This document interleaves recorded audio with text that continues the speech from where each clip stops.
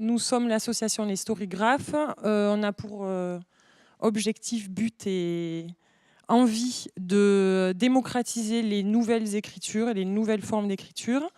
Et donc, on organise des conférences Storycode, qui sont des conférences qui ont lieu à travers le monde. Et donc, voilà, on a ouvert une antenne Toulouse pour parler des nouvelles écritures, des nouveaux formats narratifs liés au numérique et à l'audiovisuel. Et donc aujourd'hui, la conférence, c'est sur le son spatialisé, le son binaural, le son dans la réalité virtuelle, etc., etc. Je laisse Lidwine expliquer davantage. Je tiens à remercier le Centre culturel Bellegarde qui nous accueille. Au pied levé et très gentiment.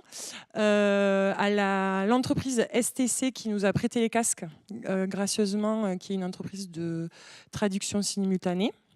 Les casques infrarouges, c'était important parce qu'il fallait qu'ils soient en stéréo et non pas en mono pour le son binaural, c'est plus pratique.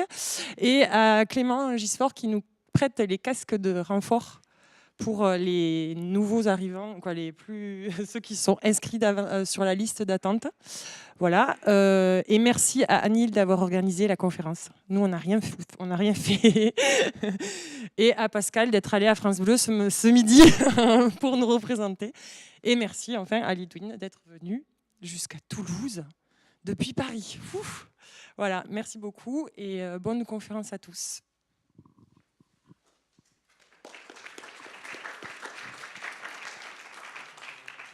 Merci à tous d'être là. Je suis un petit peu impressionnée et je suis ravie de vous voir aussi nombreux. Donc en fait, on m'a demandé de venir parler un peu de mon travail. Donc mes connaissances dans le domaine sont pas non plus, elles recouvrent pas tout le domaine, mais je pouvais au moins vous faire partager mon expérience dans le son binaural immersif. Et puis, je commence un peu à travailler sur des contenus en réalité virtuelle, mais pas avec des degrés d'interactivité aussi importants que ceux du jeu vidéo.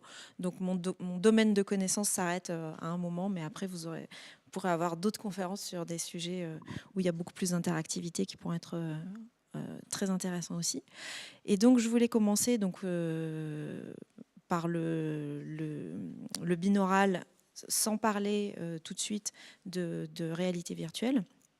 Et donc, je ne savais pas trop par où commencer. Donc, c'est pour ça que j'ai fait une sorte de schéma dans lequel il y a à peu près tout ce dont j'aimerais bien vous parler quand on parle de binaural. Donc, en tout cas, je voulais aborder tous les 4 grands thèmes qui sont écrits en un peu plus gras, qui sont l'écriture, la production, la perception et la diffusion, qui en fait sont tous un peu imbriqués, mais qui sont des thèmes qui sont assez intéressants.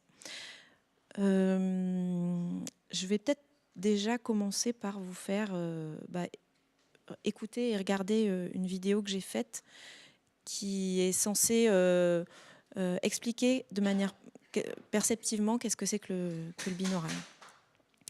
Donc, ça commence. J'espère que le son sera suffisamment fort.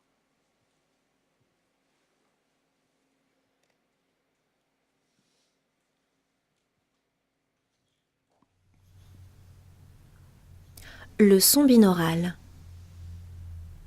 Pour vivre cette expérience, mettez votre casque dans le bon sens.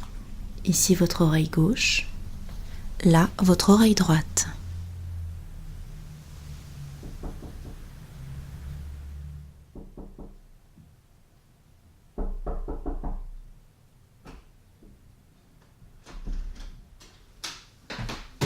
Bonjour. Vous ne me voyez pas car je suis derrière vous. En revanche, vous m'entendez m'approcher et le son devrait vous paraître très naturel. Le principe de l'écoute binaurale, c'est de vous fournir dans un simple casque audio tous les indices dont votre cerveau a besoin pour respatialiser les sons. Ainsi, vous pouvez percevoir les sons provenant de la rue,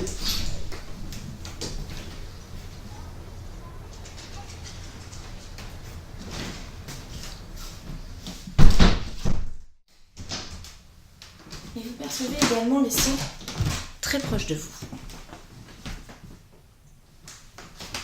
Alors, je vais vous faire une petite coupe de cheveux. Je prends des ciseaux. Je m'approche de vous. Je fais attention avec votre oreille et je vous coupe une petite mèche de cheveux.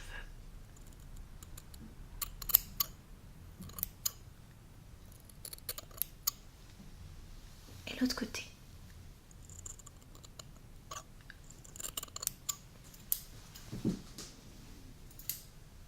Vous pouvez donc sentir les sons à l'arrière de votre tête, mais vous pouvez également les sentir au-dessus.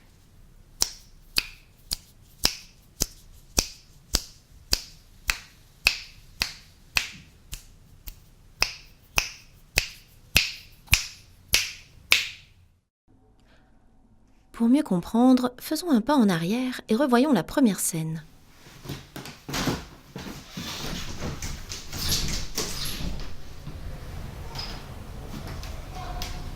Nous visualisons le son qui provient de la fenêtre. Mais changeons de point de vue et prenons de la hauteur pour comprendre quels sont les 3 indices dont notre cerveau a besoin pour analyser la provenance du son. Observons le trajet des ondes sonores, vues de dessus. En fonction de la position de la source sonore, il y a une différence du temps d'arrivée du son d'une oreille par rapport à l'autre. C'est l'un des 3 indices de localisation binaurale. Maintenant, observons une onde sonore au cours de sa propagation dans l'air. On voit que son intensité décroît au cours de son trajet. Il y a donc aussi une différence d'intensité d'une oreille par rapport à l'autre. Ces 2 premiers indices sont appelés les indices interauraux, car ils sont basés sur l'analyse de la différence du signal reçu par chacune des 2 oreilles. Ils varient en fonction de la position de la source sonore par rapport à la tête. Le 3e indice est un indice que l'on appelle monaural. Il est généré par la forme du pavillon de l'oreille qui agit comme un filtre fréquentiel. En effet, grâce à la forme complexe de chaque oreille, une même source sonore sera filtrée différemment en fonction de sa position dans l'espace. En résumé, la perception auditive binaurale nécessite 2 oreilles qui sont les capteurs de l'information et le cerveau qui l'analyse. Les 3 indices de localisation utilisés par le cerveau sont les 2 indices interauraux, différence de temps d'arrivée et différence d'intensité d'une oreille par rapport à l'autre, et les indices monauraux, qui sont des indices fréquentiels. Voilà. Donc c'était une introduction en fait pour comprendre ce que le binaural permet et que ne permet pas un son stéréo classique. Voilà, en termes perceptifs, on peut avoir un espace qui est complètement tridimensionnel, on peut ressentir une extrême proximité et un éloignement, et on sait exactement situer les sources sonores comme si on était en écoute naturelle. Ça implique énormément de choses en termes d'écriture, en fait, si on veut l'utiliser dans toute sa dimension. Et ça implique d'écrire différemment une scène sonore si on veut vraiment l'utiliser. Parce que quand on fait de la télévision classique, et c'est pour ça qu'on ne développe pas le binaural sur des programmes classiques, toute l'histoire se passe devant nous et on n'a pas forcément besoin qu'il y ait une voiture qui passe derrière, même s'il y a peut-être évidemment une voiture qui passe derrière, mais ça va nous détourner de l'histoire. Et s'il n'y a pas d'intérêt, il n'y a pas d'histoire qui se passe derrière, ça n'a pas vraiment de sens d'avoir du son binaural en dehors d'une immersion que ça peut générer. Donc c'est à prendre en compte si on veut créer une histoire qui utilise vraiment le binaural, c'est de changer de point de vue en fait. Soit de changer de mode narratif, soit de se placer autrement, soit de se placer de manière complètement subjective. Et ça implique de très très bonnes idées. Enfin, je vois qu'ici, il y a quelqu'un qui a fait un documentaire sur des sur des aveugles qui jouent au foot, par exemple, qui s'appelle Les yeux bandés et qui a vraiment bien démontré ça. C'est donc Gérard qui est ici. Voilà, c'est un moyen de réfléchir à comment raconter des histoires autrement grâce je dirais pas que c'est une nouvelle technologie parce que donc là, comme vous avez vu et entendu ce qu'on a passé, c'est pas du tout une technologie moderne puisque ça fait plus d'une centaine d'années que ça existe. C'est très simple à réaliser si on n'a pas besoin de mettre d'interactivité dans le contenu binaural. Mais en revanche, c'est une narration qui est complètement différente. Voilà.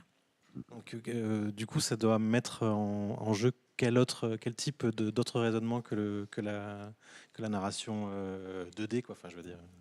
Alors en fait, tout comme on va en parler dans la réalité virtuelle, le binaural ne nous met pas face à une scène sonore, mais nous met dans la scène sonore. Donc d'une manière ou d'une autre, ça change un peu la position du spectateur et de celui qui raconte l'histoire. Mais finalement, il y a l'histoire, on est au milieu de cette histoire et on en devient soit acteur, soit voyeur, mais on n'est plus à l'extérieur de l'histoire, on est dedans. Donc ça change beaucoup de choses. Ça change aussi dans le sens où ça peut générer des sensations, plus de sensations que puisqu'on est impliqué par son corps, en fait. C'est alors on est en train de tromper le cerveau quand on ressent ça, mais le fait d'être au milieu de cette scène, notre corps y croit puisqu'on le trompe en utilisant des indices qu'il a l'habitude d'entendre dans la vie réelle.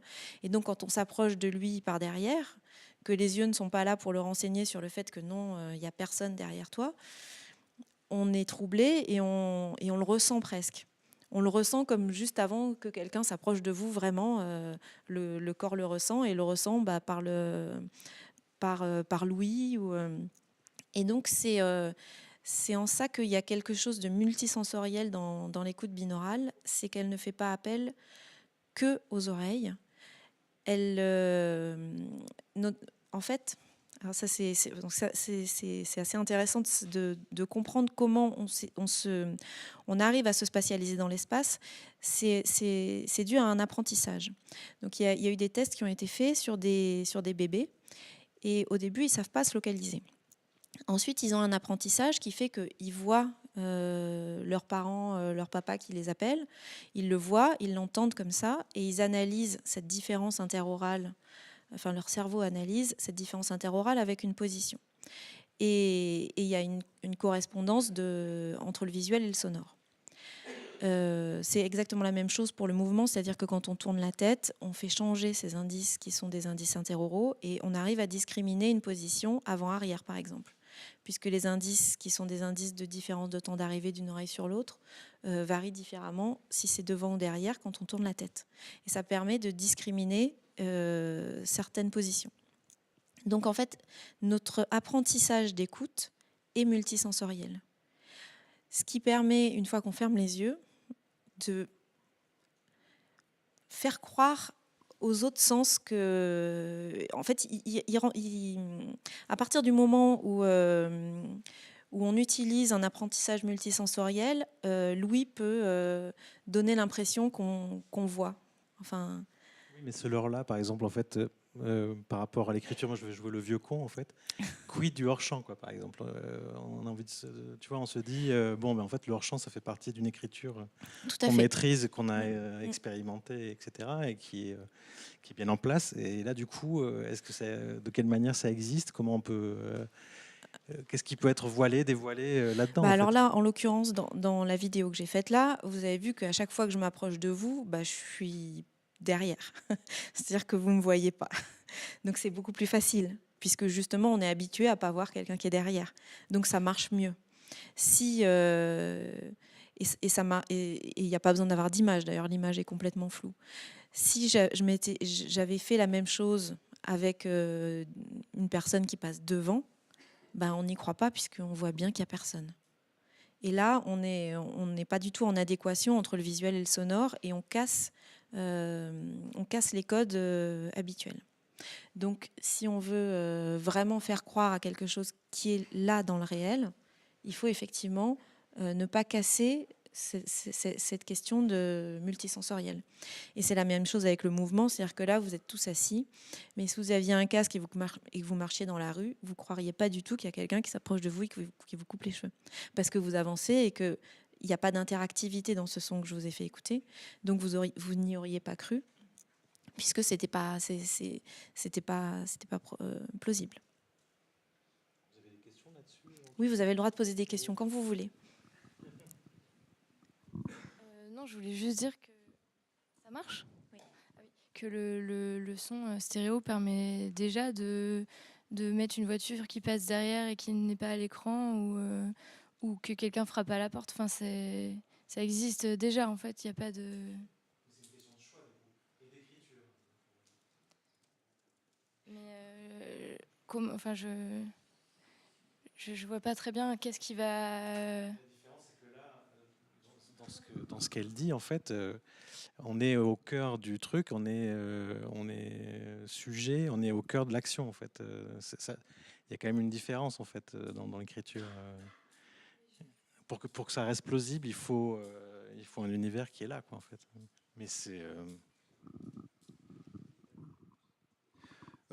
Effectivement, tu parlais, Eldwin, de l'écoute multisensorielle. Dans le cadre d'une écoute en 2 dimensions, ou avec un LCR quand on est au cinéma, y compris même avec des ambiances en surround, le processus d'identification qui peut s'opérer quand on est audio-spectateur, il est extrêmement lié à ce qu'on est en train de voir, à ce qu'on est en train d'entendre et à notre implication. Là, l'effet que ça fait avec le binaural, puisque j'ai écouté quand même beaucoup de choses, c'est que cette identification se fait beaucoup plus rapidement. Et en fonction je le voyais sur la présentation, je n'ai pas regardé si elle y est déjà, si elle y est encore là, mais l'impression peut être une gêne, c'est-à-dire qu'on peut se retrouver avec une sensation d'immersion dans l'action, alors que notre position à ce moment du scénario, à ce moment du film, nous encouragerait à rester encore à l'extérieur de la scène avant d'être dans ce processus d'identification. Et effectivement, j'imagine bien à quel point ça va conditionner l'écriture, dans le sens où cette identification va devenir beaucoup plus rapidement qu'avec une diffusion standard. En fait, on joue. Alors parfois, on fait des productions qui sont complètement en binaural, et d'autres fois, on l'utilise uniquement quand on a envie de créer certaines sensations. Quand on veut dire à l'auditeur, en fait, maintenant, c'est à toi de jouer, ou maintenant, tu vas vivre quelque chose de différent. Donc effectivement, mais ça, en son, on a toujours fait ça, c'est que le changement de positionnement est très important dans la narration pour expliquer, pour mettre le doigt sur quelque chose. Voilà. C'est peut-être le moment d'ailleurs de passer à justement des choses que j'ai testées sur des fictions. Donc là, voilà. Donc Tantale, c'est une fiction interactive à laquelle j'ai participé. C'était une fiction qui a été faite pour France Télévisions. On peut trouver sur le site France.tv. C'est une fiction qui est interactive dans laquelle on se trouve on suit le président de la République qui doit négocier les JO. C'était il y a 4 ou 5 ans, donc c'était pas encore joué. Et donc il est face au Premier ministre indien. Enfin bon, voilà. Et il doit jouer quitte ou double. Et en fait, cette fiction est interactive à 7 moments différents de l'histoire. Je crois j'ai un schéma, voilà. Il y a des moments qu'on a appelés des bulles de décision. Et en fait, en fonction, donc j'ai pas fait toutes les bulles parce que ça devient exponentiel. En fait, et en plus c'est pas vraiment vrai parce qu'en fait il y a des bulles qui sont les mêmes qui reviennent. Mais voilà. En gros, on commence avec un même début et on fait 7 choix différents et on arrive à une fin qui est différente et les choix sont toujours assez cornéliens. C'est une fiction qui est tournée de manière très très classique. Donc là voilà quelques images de la fiction. Mais on voulait que l'utilisateur comprenne qu'on attendait de lui qu'il fasse le choix à la place du président. Et donc à ce moment-là, on s'est posé plein de questions. Comment on va faire comprendre à l'utilisateur qu'en fait c'est lui. Alors que depuis tout à l'heure, on le voit, et on le voit de manière très classique, c'est le président, et on le suit, mais on n'est pas lui. En plus de ça, on s'est dit, on peut pas, comment on va comprendre qu'on est lui si on ne le voit plus? Puisque du coup, on verra les autres, mais comment on comprend vraiment qu'on est devenu lui? Donc du coup, on le voit quand même encore un peu, mais on le voit de plus près. Et on s'est dit, mais ça va être vraiment difficile de comprendre qu'on est lui et qu'il faut qu'on prenne cette décision-là. Comment le spectateur va-t-il s'impliquer? Donc on a fait différents tests que je vais vous faire écouter. C'est vraiment des tests de travail. C'est pas du tout mixé ce que je vais vous faire écouter, parce que ça n'a pas du tout été fait comme ça par la suite. Mais c'est assez intéressant de voir ça. Donc on s'est demandé comment impliquer le spectateur et comment faire comprendre que la voix... Dis à cette nuit, sois plus lent. La voix du comédien, comment faire comprendre que ça devient notre voix. Donc on a fait des tests sur une externalisation de la voix et une internalisation. Et l'aurore va dissiper la nuit. C'est de qui déjà? Hugo? Le Martine? Bon, alors là déjà on a joué l'externalisation et l'intériorisation pour voir si on arrivait, alors qu'on ne change pas de plan, à se dire qu'on est dans sa pensée, même si on le voit articuler. Pour ça, on a aussi essayé de mettre des sons, de garder des sons loin. Donc là, il y a la pendule, parce qu'après on la voit en gros plan. Il y a la pendule qui reste loin et on ne se rapproche que sur la voix pour essayer. Voilà. Donc je vous fais écouter la suite. C'est de qui déjà? Hugo? Le Martine? Là, on s'est dit qu'il fallait qu'on sente qu'on touche sa propre tête avec la serviette. Ça n'a pas été gardé comme ça après, hein. Mais c'était des tests pour voir si on arrivait à générer la sensation du toucher sur l'oreille. Donc ensuite, on va passer sur un autre test. Est-ce qu'on peut avoir l'impression que c'est soi-même qui buvons de l'eau? Enfin là, c'est pas de l'eau. Mais en bruitage, c'était de l'eau.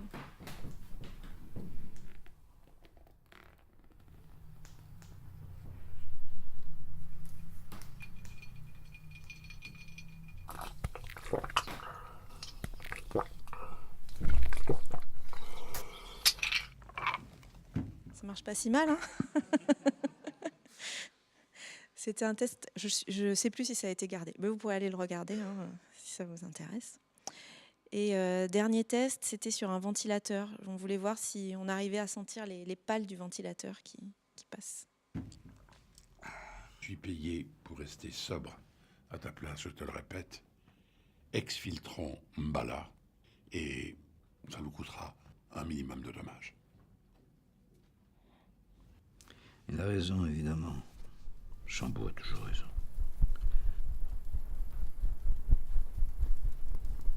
Mais si je suivais mon instinct pour une fois, j'ai peut-être tout à gagner à dénoncer le CIO.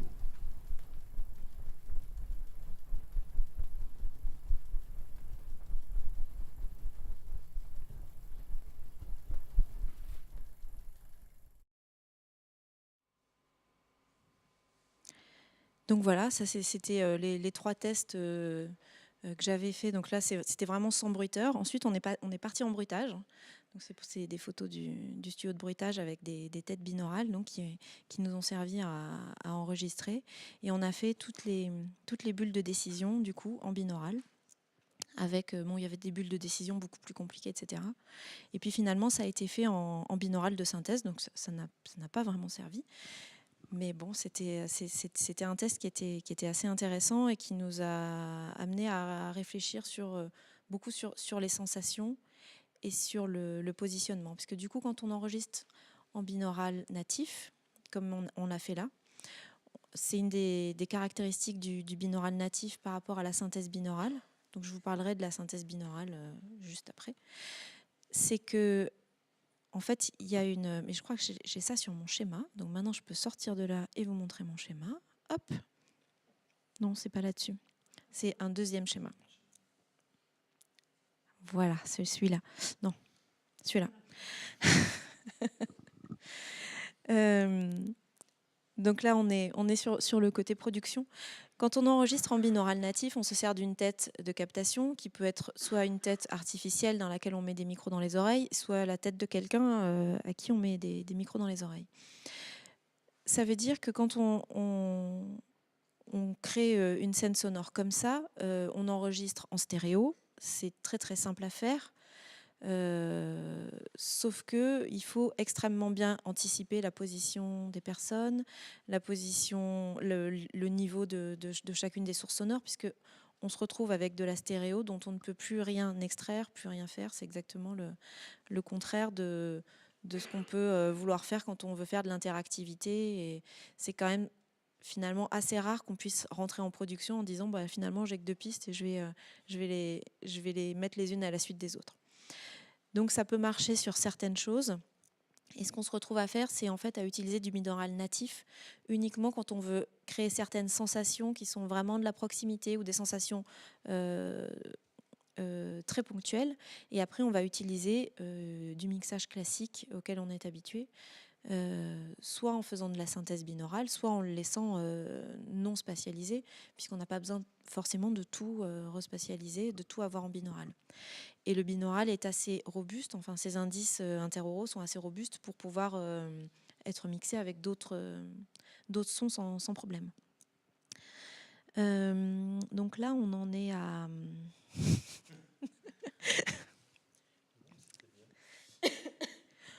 on en est au binaural natif et à ses avantages. Donc il est, moi je trouve, extrêmement réaliste et on peut avoir une extrême proximité. En revanche, il ne permet aucune interaction de mouvement, c'est-à-dire qu'il ne s'adaptera pas au mouvement de l'utilisateur.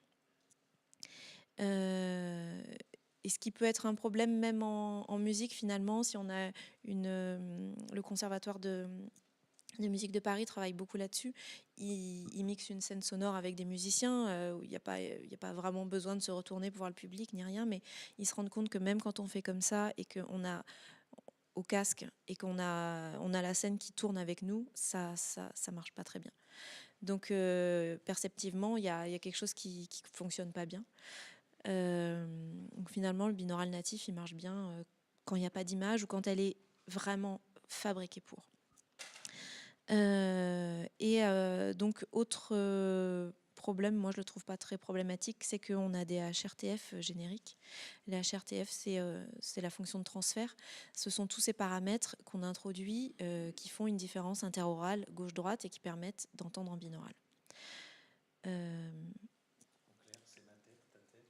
Voilà, ils sont donc personnalisés, c'est-à-dire que chacun reçoit les sons différemment en fonction de la forme de son pavillon et de l'écartement entre ses 2 oreilles. Et ensuite, chacun a un cerveau différent, mais ça, de toute façon, on le garde, donc c'est pas très grave.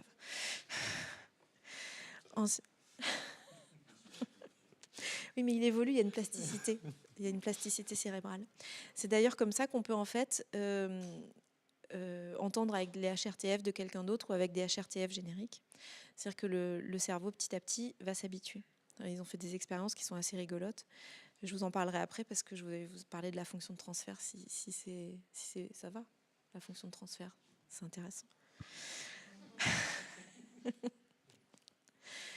Versus le binaural de synthèse. Voilà, non, ça sert à faire du binaural de synthèse, mais personnalisé.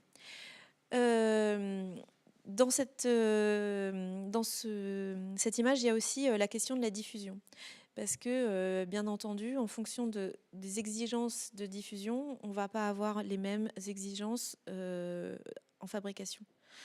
Donc, effectivement, si on a besoin d'interaction, si on a besoin que l'utilisateur puisse se tourner et qu'il y ait une interaction de mouvement, on ne va pas pouvoir utiliser les mêmes choses que si on n'en a pas besoin. Il faut aussi savoir qu'est-ce qui est le plus important. Est-ce que c'est la sensation? Est-ce que c'est l'émotion qui sera le plus important? Ou est-ce que c'est une précision de la localisation des sources? Si on fait du jeu vidéo de tir, par exemple, on va avoir besoin de savoir situer exactement d'où vient le zombie. Si on est juste dans quelque chose qui est poétique, etc., on va peut-être pas forcément avoir besoin d'avoir une localisation très précise parce qu'on est entouré de feuilles d'arbres dans la forêt. Et les feuilles d'arbres dans la forêt, si elles sont ici ou ici, de toute façon, il y en a d'autres et c'est pas très grave. Et ça doit rentrer en compte dès le début. Il faut qu'on sache quel est le résultat qui est attendu et qu'est-ce qui est vraiment important. Est-ce que c'est d'avoir des sources sonores qui réagissent au regard? Est-ce que c'est de pouvoir faire des mouvements et qu'il y ait une interaction de la scène sonore immédiatement? Ou est-ce que je veux un son extrêmement réaliste ou émouvant? Et ça va guider tout le mode de production. Voilà. Je passe à la suite. Bon, ça, c'est ce que je vous ai déjà expliqué. Est-ce qu'il y a quelqu'un qui veut qu'on revoie les indices interoraux de localisation? Non. C'était expliqué dans la vidéo. Hop, je passe. Donc ça, c'est l'idée du binaural natif. Donc tout simplement, on a une tête, on enregistre en stéréo et on écoute en stéréo. Alors ça, c'est des photos de différentes têtes. Donc je pense que... Donc si vous avez d'autres têtes à m'envoyer, je veux bien que vous me les envoyiez, comme ça je la rajouterai à ma collection. Il y a une tête qui a été faite à Radio France, il y a une tête qui a été faite par Pierre Alain. Voilà, il y a Neumann, bien sûr, qui fabrique une tête qui coûte assez cher, mais qui est qui a un très bon son. Et voilà, moi, les sons que j'ai enregistrés, je les ai faits avec la tête qui s'appelle Sandy. Alors ensuite, on va parler donc de synthèse binaurale, parce que du coup, on comprend finalement assez facilement comment, en mettant des micros à l'entrée des pavillons d'oreilles de quelqu'un, et ensuite en écoutant ça au casque, on recrée toutes les conditions qu'on a dans la vie réelle. Mais du coup, comment on fait quand on a une source mono et qu'on veut la spatialiser à un endroit ou à un autre? Eh bien, on applique les indices interoraux qui permettront au cerveau de croire que le son provient bien de cet endroit-là. Donc, si c'est un son mono au départ, il va arriver à l'oreille gauche et à l'oreille droite, mais un petit peu modifié sur chacune des deux oreilles. Donc il va y avoir, bien sûr, une différence d'intensité sonore de l'oreille gauche à l'oreille droite. C'est-à-dire qu'ici, il arrivera un peu plus fort à l'oreille droite qu'à l'oreille gauche. Il va arriver un tout petit peu plus tôt à l'oreille droite qu'à l'oreille gauche. Et il va y avoir des modifications fréquentielles qui sont générées par la forme du pavillon. Dans ce schéma-là, j'ai mis qu'on pouvait aussi faire un choix de position. C'est-à-dire que si on se retrouve ça permet complètement l'interactivité de mouvement. C'est-à-dire que si on a un système qui permet de renvoyer le mouvement de la position de la tête de l'utilisateur, c'est-à-dire qu'on n'a pas seulement la position relative du micro par rapport à la scène imaginée, mais en plus de ça, la position de l'auditeur dans cette scène imaginée. Voilà. Et donc ça, le moteur de rendu prend en compte à la fois la position de l'objet, la position de l'utilisateur, et grâce au HRTF, à la fonction de transfert, il va positionner une source sonore dans cet espace. Et donc, quand il y a plusieurs sources sonores, c'est la même chose. On rajoute toutes ces sources sonores, mais à la fin, au final, on n'a quand même qu'un signal stéréo. Donc, toutes ces sources sonores sont positionnées dans une sphère. Souvent, c'est en ambisonique. Et on en fait un rendu binaural. Et maintenant, je vais vous expliquer comment on enregistre une fonction de transfert. Ça va? Vous avez des questions? Oui. Vous voulez... Ah, oui. Alors, le format ambisonique, c'est un format qui est soit un format de captation, soit un format un format pivot. C'est aussi beaucoup utilisé maintenant qu'on fait de la réalité virtuelle. C'est un format de description d'une scène sonore assimilée à une sphère. L'ordre le plus bas, c'est un micro omnidirectionnel. Donc il n'y a pas de définition de l'espace. Et ça s'appelle l'ordre 0. L'ordre 1, c'est 4 canaux. Et ensuite, on monte à 9 canaux, 16 canaux, 25 canaux. Et ça ne s'écoute pas, ça ne correspond pas vraiment à des directions, mais c'est de l'audio qui est enregistré et qui est décodé ensuite. Ça, je ne pourrais pas vous l'expliquer, mais c'est du formalisme mathématique. Et voilà, c'est de l'harmonique sphérique. YouTube utilise ça pour faire un rendu des vidéos. YouTube et Facebook utilisent ce format comme format de pivot, par exemple. C'est vraiment assimilable à la sphère vidéo qu'on a. Et en fait, on met l'utilisateur à l'intérieur de cette sphère et il peut tourner à l'intérieur de cette sphère. Voilà. Donc, pour revenir, donc du coup, on peut... et par contre, sur Facebook et YouTube, c'est du binaural qu'on entend en sortie, puisque c'est sur 2 canaux en stéréo. Et pour ça, donc, on a besoin de fonctions de transfert. Donc, la plupart des moteurs de rendu fournissent une fonction de transfert qui est générique. Mais il y a aussi des moyens d'enregistrer une fonction de transfert de chaque personne pour la personnaliser en fonction de cette forme de pavillon et de l'écartement entre ses 2 oreilles. Donc là, vous voyez mon collègue Olivier qui est dans une chambre anéchoïque à l'IRCAM. Ce qu'on a fait tout simplement, c'est qu'ils lui ont mis un micro dans chacune des 2 oreilles et ils ont envoyé un signal sonore. Et ensuite, ils ont enregistré ce signal sonore. Alors là, on voit, je crois que ça correspond normalement. Ce signal sonore est envoyé par une enceinte et il est réceptionné par les 2 oreilles. Et on a donc du coup l'enregistrement du signal sonore sur chacune des 2 oreilles. Et on voit qu'il y a une différence d'intensité, que c'est plus fort à droite qu'à gauche. Là, on ne voit pas la différence de phase, la différence de temps d'arrivée, mais elle existe. C'est beaucoup plus fin et on voit aussi des indices fréquentiels qui sont quand même assez importants et qui sont très, très variables de 3 à 6 degrés près. Ça change énormément. C'est ce qui nous permet en fait de savoir qu'une source sonore est située à un endroit ou à un autre. Donc, une fois qu'on a enregistré cette fonction de transfert pour cette position, on déplace soit le bonhomme, soit le HP, soit les 2, puisque du coup, voilà, il y a une sorte il y a des systèmes de haut-parleurs qui sont sur des arcs de cercle, et puis la chaise se tourne en même temps. Et donc, on a enregistré 1800 positions dans l'espace, de manière à pouvoir avoir la fonction de transfert qui correspond à toutes ces directions-là.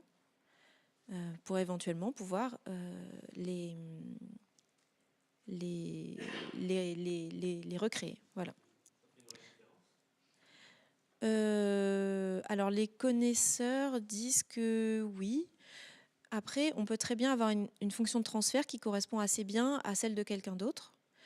Le CNRS et l'IRCAM ont sorti un jeu de 7 fonctions de transfert qui pourrait recouvrir à peu près tout le monde sur la planète sous peu d'ajuster un petit peu les délais interauraux. Et puis il y a de toute façon une plasticité cérébrale qui fait que le cerveau il va s'adapter. Le fait est que quand on utilise de la synthèse binaurale, on s'affranchit déjà de beaucoup de choses. On s'affranchit par exemple de l'acoustique de la pièce, puisque là on est dans une chambre anéchoïque. Donc si je vous fais écouter, et là c'est dommage parce que je ne peux pas le faire, mais un son spatialisé ici, vous allez l'entendre là, mais alors vous n'allez pas avoir la distance, ça va paraître très peu naturel. Donc à ça il faut y ajouter une réverbération. La réverbération, une réverbération, ça se répercute un peu partout dans une pièce.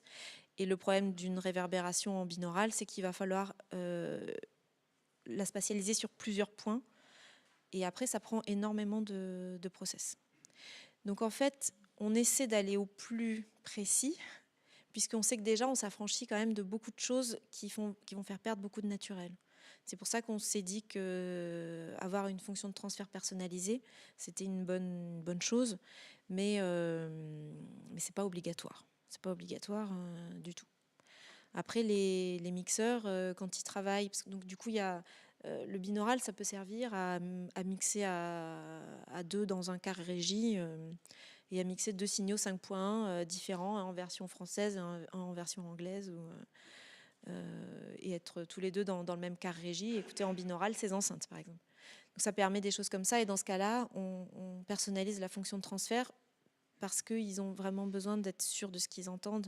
Ils envoient un signal qui va être qui est envoyé tout de suite. Donc c'est voilà. Mais la plupart du temps, pour l'instant, on le fait pas. Et c'est pas très grave. Voilà.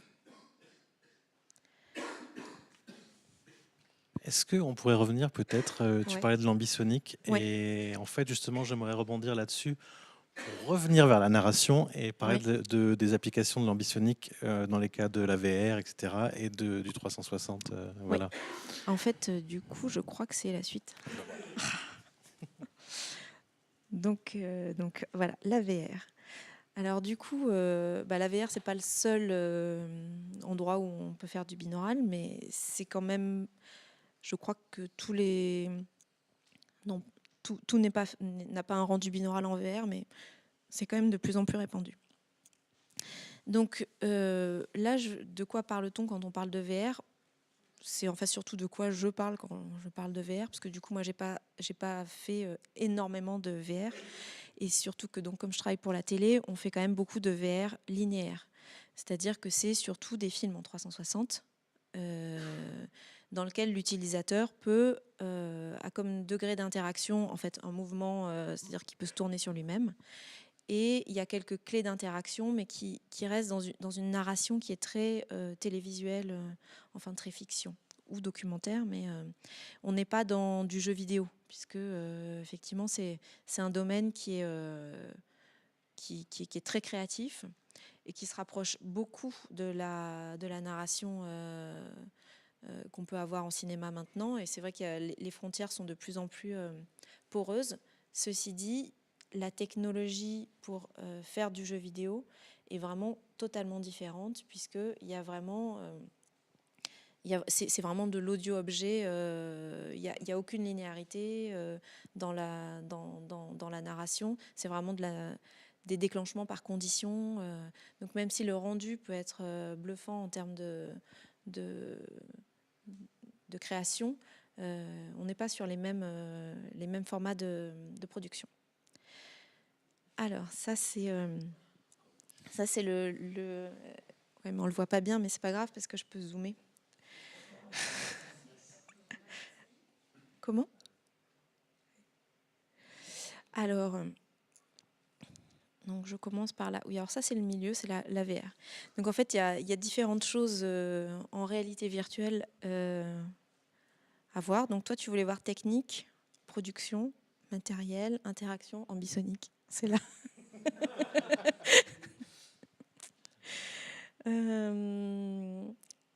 Alors, donc comme ah oui, voilà, micro-ambisonique, c'est ici.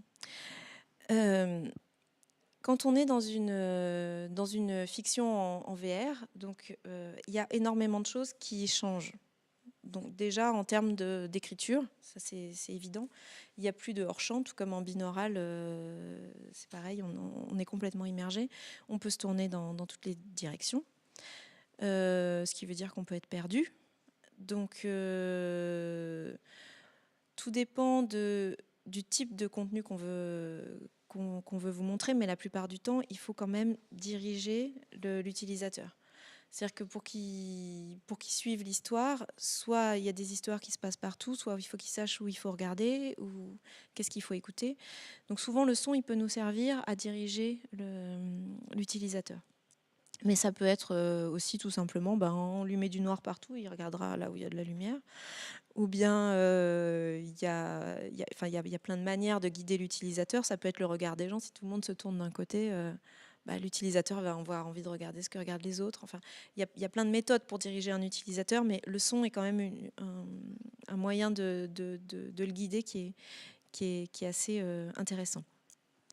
Donc, Du coup, est-ce que tu dirais que l'ambisonique, c'est une des méthodes les plus souples pour arriver à manipuler les sons dans l'espace et obtenir cette fluidité? Alors sur les players qu'on utilise, c'est souvent le format ambisonique qui est utilisé pour faire la rotation des scènes.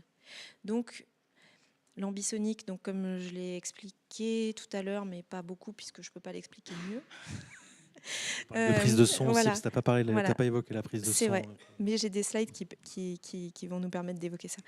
En fait, le format ambisonique, c'est le format qui va servir à faire une rotation dans la scène pour l'utilisateur. C'est pas forcément pour ça que le son va être enregistré en ambisonique, mais il y a un moment où il sera mis en ambisonique parce que ça va permettre d'être la scène pivot dans laquelle on va se mouvoir et qui va nous permettre d'avoir un rendu dirigé dans une direction ou une autre. Donc du coup, je vais vous montrer des micros ambisoniques. Hop, hop, hop. Après, je vous montrerai des trucs qui ont été faits en VR.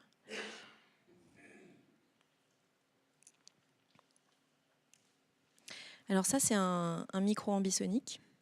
C'est assez joli. Je crois que celui-là a 32 capsules. En tout cas, c'est un Eigenmic et on a déjà utilisé un Eigenmic à 32 capsules et on en sort 25 signaux. Je ne sais pas à quoi servent ceux qui servent pas, mais mais en tout cas, voilà, on enregistre 32 pistes, mais on en fait un signal 25 canaux. Ce qui veut dire que c'est de l'ordre 4. Donc c'est quand même un format qui est déjà assez défini. Quand on enregistre une vidéo, quand on fait une vidéo et qu'on la produit et qu'ensuite on veut la mettre sur Facebook ou sur YouTube, qui sont des players qui sont finalement accessibles à tous, et donc souvent c'est ce qu'on fait, ça se retrouve en 4 canaux pour YouTube et 8 canaux pour Facebook, ce qui normalement devrait être 9, mais c'était plus pratique d'en mettre que 8. Donc on réduit après l'ordre, mais ça n'empêche qu'on peut, on peut avoir un format plus important. Il y a VLC qui a des players qui permet de lire de l'ambisonique aussi en player gratuit. Et puis après, il y a plein de players différents qui existent sur des plateformes et qui permettent de lire de l'ordre beaucoup plus élevé. Alors, je vous montre une captation qu'on a fait. Là, il y avait 2 autres micros ambisoniques et eux, c'est des micros qui sont ordre 1, c'est-à-dire qu'ils n'ont que 4 capsules et 4 canaux. Et là, on a une caméra GoPro. On a 4 caméras GoPro sur un rig et donc on a filmé dans les 6 directions. Pardon, on a 6 GoPro là. Ça pose quand même pas mal de problèmes quand c'est des caméras qu'il faut démarrer en même temps, recharger en même temps, lancer rec sur toutes. Mais maintenant, là c'était il y a 4 ans. Depuis, ils ont fait des rigs qui permettent de tout télécommander en même temps, d'avoir une visualisation. Ça a quand même beaucoup évolué dernièrement. Ici, donc, on a des micros avec des micros ambisoniques qui nous ont permis d'enregistrer une scène. Ce qu'on voit déjà, c'est qu'on ne sait pas trop où les mettre, puisque la caméra, elle filme partout. On ne sait même pas où mettre le pied de la caméra, puisque voilà, tout est... En fait, il y a 0 hors-champ.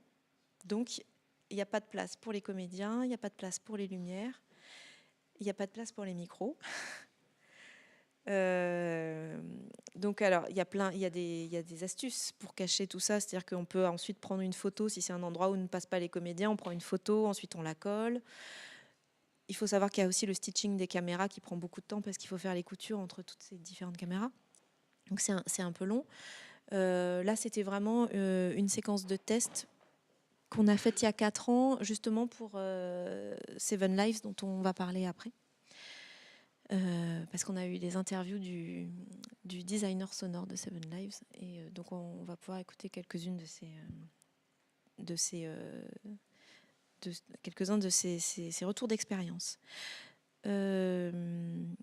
Alors nous, ce dont on s'est rendu compte là, c'est que finalement, quand on est sur un produit qui finalement est quand même un produit télévisuel, c'est une fiction, le micro d'ambiance placé à l'endroit de la caméra, ce qui paraît le plus normal puisque c'est le point d'écoute, et c'est normal qu'il soit à côté du point de vue, ça le fait pas vraiment parce qu'on est habitué à avoir les gens quand même assez proches, enfin, leur voix bien plus proche que ce qu'on pourrait avoir quand on les a pris à distance comme ça.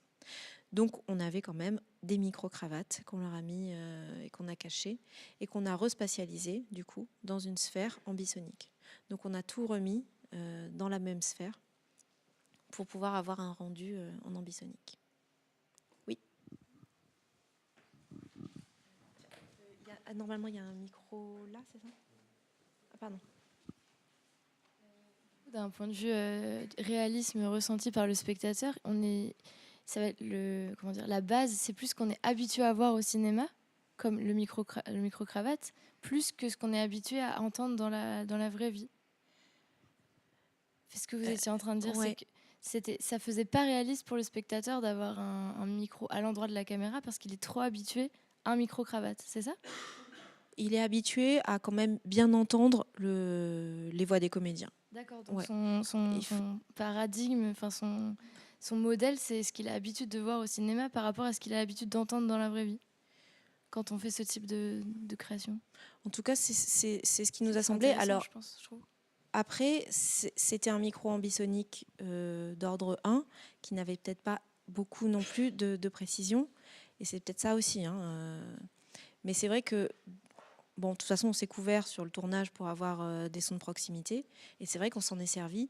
Et c'est vrai que dès qu'il y a un éloignement, on n'a pas éloigné autant les sources sonores que ce qu'elles s'éloignaient dans l'ambisonique.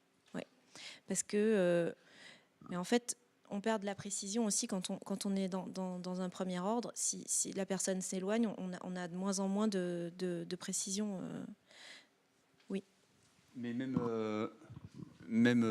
sans parler de ça, même en mono, personne, ça viendra à l'idée de personne d'enregistrer une scène avec le micro de la caméra.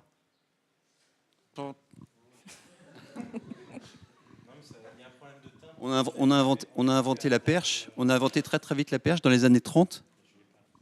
Dans les années 30, on a inventé la perche. Voilà.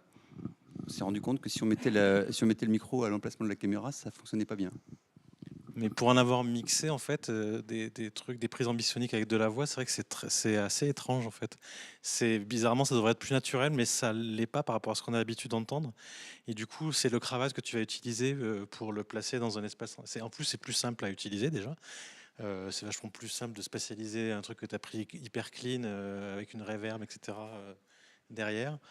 Et c'est bizarrement, c'est nos habitudes d'écoute probablement de cinéma, mais le timbre est bizarre quoi, avec un truc ambisonique. C'est comme ça. Il y a aussi tout simplement que ça permet de jouer avec en fait. Donc voilà. Donc c'est beaucoup pour ça. Lidwin, ouais. Pardon, il nous reste 20-25 minutes. Je te propose qu'on passe à une partie un petit peu plus étude de cas autour de Seven Lives, si tu veux bien. Tout à fait. Pour vous, puisque donc on a un deuxième invité qui n'est pas en présentiel, mais qu'on a interviewé cet après-midi, qui est Frank Weber, concepteur sonore, autour du projet de film VR qui s'appelle Seven Lives, donc un film qui est coproduit par Red Corner et France Télévisions. Et donc, quand on a commencé à préparer cette conférence avec Lidwin, rapidement, il nous a parlé de choses qui pourraient être intéressantes de discuter et à écouter autour de Seven Lives. C'est donc un film VR. Et donc, on a posé quelques questions à Frank Weber autour de son rôle, notamment pour avoir un retour d'expérience, autour de son rôle de direction sonore. Voilà, donc je vous propose qu'on fasse une première petite écoute de ce qu'il en dit. Et ensuite, on échangera avec Lidwin sur ça, et je crois qu'elle a des choses à nous faire écouter. Oui, Seven Lives, c'est une œuvre de cinéma interactif, on peut dire.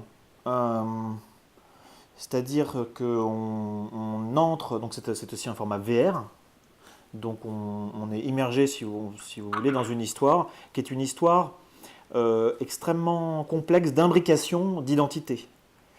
Donc il n'y a pas, si vous voulez, je ne peux pas raconter l'histoire comme ça simplement, mais disons qu'on est amené à rentrer dans des identités, on va dire, de gigognes, et que le fait de rentrer à l'intérieur de ces identités permet de régler, en fait.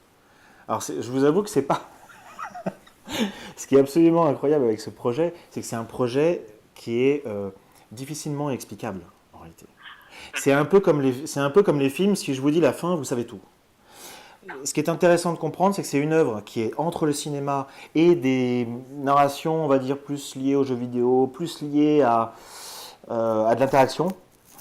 Et que l'idée, c'est de voyager à l'intérieur des consciences pour élever sa conscience, d'une certaine manière. Et donc il y a un aspect à la fois métaphysique, métaphorique, il y a un aspect poétique, il y a un aspect religieux, il y a un aspect psychologique. Et l'idée qui gouverne un petit peu cette expérience, c'est comment est-ce qu'on fait pour traverser les traumas, les traumatismes. Voilà, donc on va rentrer, si vous voulez, dans des vies qui ont été traumatisées et on va traverser ces expériences-là, dans un but que je ne peux pas vraiment vous dévoiler. Disons que je suis créateur sonore, c'est-à-dire que je viens sur des projets, plutôt des projets numériques et plutôt des projets où il y a un fort questionnement sur la linéarité, donc plutôt des projets non linéaires. Donc je vais donc produire du son ou des organisations de son, c'est-à-dire des systèmes sonores, soit sur des objets connectés, dans des lieux, sur des objets type vidéoludiques, aux jeux vidéo, sur des sites web interactifs et aussi du coup sur des expériences de type VR. Et je commence un peu sur la R là, en ce moment. Il y a 3 ans, donc le projet il a 3 ans, il y a 3 ans on en a parlé pour la première fois, et c'est la production avec qui j'avais réalisé donc Sens VR, qui était une adaptation de bande dessinée vers un espace VR interactif.